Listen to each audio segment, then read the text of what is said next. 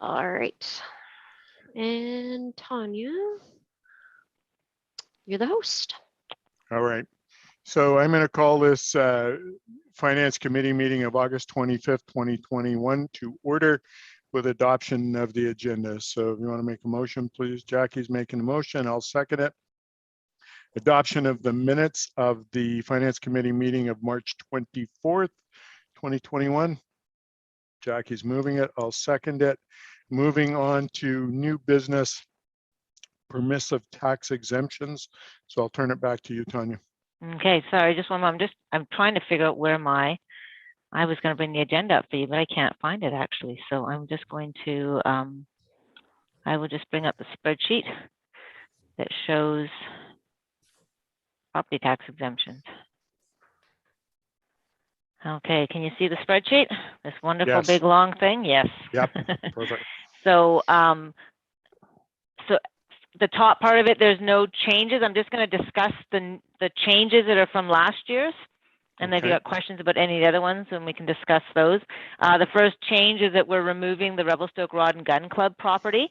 The property has been sold to a private group or individual, I'm not sure. And so they won't be eligible for it anymore. And so we're moving that one. So it'll be subject to property taxes next year. So just on that, do we know when that's effective? Is it the end of the year? Is it now? It's now, I think, actually, Okay. but they've got the exemption for this year. You can't do partial years. Yep, that's good. Yeah, so it's just in effect. Yeah, and then the three new ones, we have Community Living BC, the Revelstoke Grizzlies Hockey Society, and the Revelstoke Community Housing Society. So the first two are due to the fact that BC Assessment has been reviewing the leases the city has with external parties. So this is any property that someone leases from the city. And so they've deemed that the space that these two organizations are leasing from the city makes that space taxable. And so starting next year, they will be subject to property taxes. There are a few other properties as well, but they're private groups or private businesses, so they wouldn't be eligible for the exemption. We have added on the two nonprofits that are being caught in this. I don't know what the taxes would be on the Community Living BC space.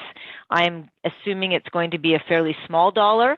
BC Assessment is trying to get that to me before we have to bring it to council. So, but yeah, so that's why those ones are there. The Hockey Society is for the concession area. Okay. And so we don't want to, yeah, so we've added it on so that they won't have to pay the property taxes above their lease payment that they pay us for that. And then the Housing Society as well, I don't have assessed value for that yet. That is the new building. They already have a permissive tax exemption that council has given them for their other properties. And so staff has added this new one onto the list as well. And then you can give us guidance on whether you want to leave it or remove it. I have no issue leaving it as a tax exemption. Yeah. I think if we were to start taxing on that new thing, we've had all kinds of issues just getting this off the ground. I think we need to be prudent here and just let this go. Yep. Okay. So do you want a motion, Tanya? I think, yes. I think there is one in the report. Sorry, I was trying to bring it up, but I seem to be having issues with sharing my window for some reason. I'm just going to see if I can bring it up another way. So if you just give me a moment, I will do this.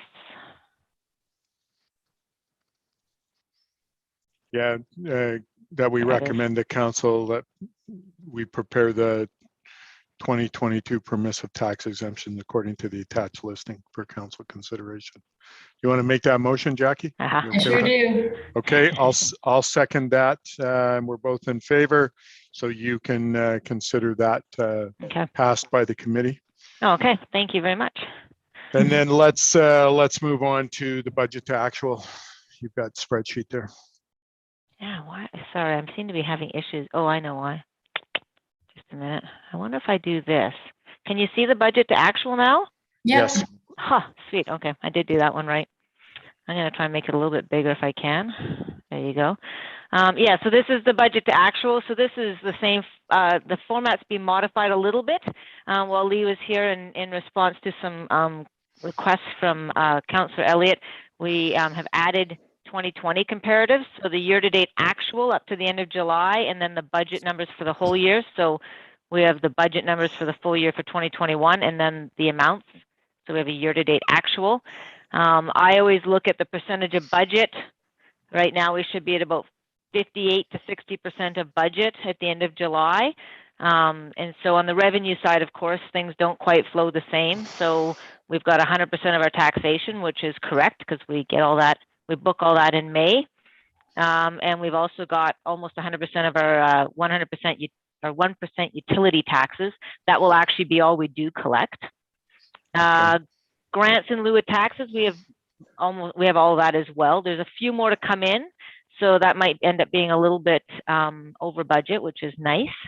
We haven't received the cost sharing, or at least at the time that we did the statements, we didn't get those till August 1st. So, but that gets adjusted at the end of the year as well. And everything else, sale of services, it's a little ahead of where I'm expecting it to be, and partly that's because we get the water, sewer, garbage fees for residential properties all get booked in May. So you'll see that in May there's a rather large amount of 3.2 million there. So that makes this line always a little bit ahead of schedule. Permits, licenses, and fines, that's predominantly development services. There's also a few other ones that contribute to that, but it really is predominantly them. So as you can see, they're quite a bit ahead of schedule right now.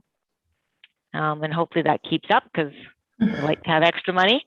Unconditional grant, we've received all of that amount, so it's a little bit less than what I'd budgeted. Conditional grants, those, they come in all over the place, so it's a little bit harder to.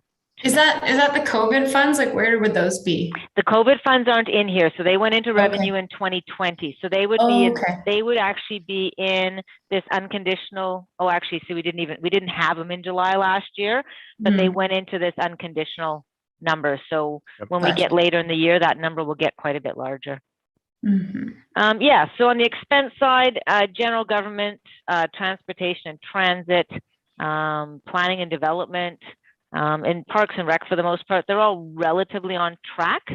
Protective services is a bit behind, and that has to do again with the billing for the RCMP. They bill us quarterly, and they're always a little bit behind schedule, though they are getting better.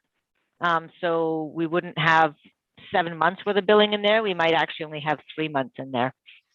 So that's why that one, transportation's a little bit behind, but that's because snow removal was less this year. And yeah, so I'm happy with where everything sits. There's nothing that's jumping out at me that's causing any concerns at this point as far as budget to actuals, or even comparisons to prior years. The increases are what I expect to see based on the changes in budget. So have you got any questions? So the percentage year over year change is average, the 6%, or a little below?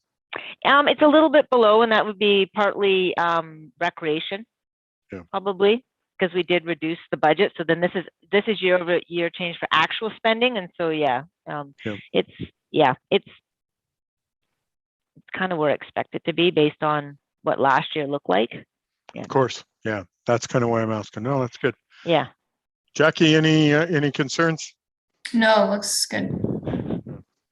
I'm quite comfortable with that. Okay. Thank you. Yeah. That's good. And that's all I have. Okay.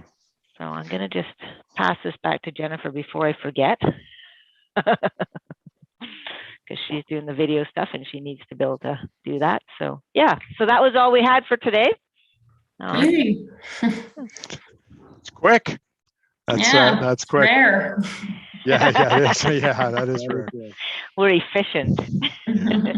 Okay, so Jackie, I'm going to ask for a motion to terminate the meeting. Jackie's doing that. I'm going to second that. We're both in favor.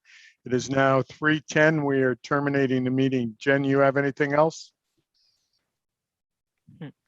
Okay. No, I'm all good. All good. Yeah. Good. All right. You can stop recording whenever and we're done. Thank you. Thanks. Bye.